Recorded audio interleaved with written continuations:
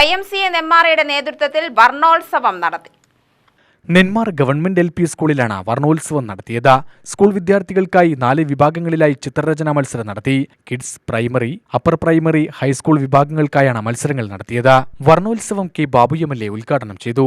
മനസ്സിനകത്തുള്ള തെളിയുന്ന ഓരോ ചിത്രങ്ങളും അവന്റെ കയ്യിൽ കിട്ടുന്ന പേനയോ ബ്രഷോ പെൻസിലോ കൊണ്ട് മുന്നിൽ കിടക്കുന്ന കടലാസിലേക്ക് പകർത്തുക എന്ന് പറയുന്നത് ചെറിയൊരു കാര്യമല്ല.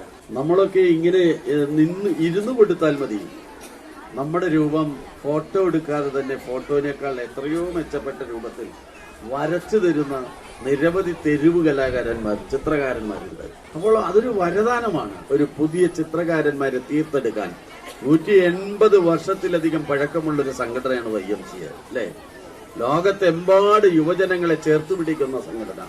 ആ സംഘടനയുടെ നേതൃത്വത്തിലാണ് ഇന്ന് ഇവിടെ ഈ ചിത്രരചനാ മത്സരം നടക്കുന്നത്. വിവിധ കാറ്റഗറിയിലാണ്.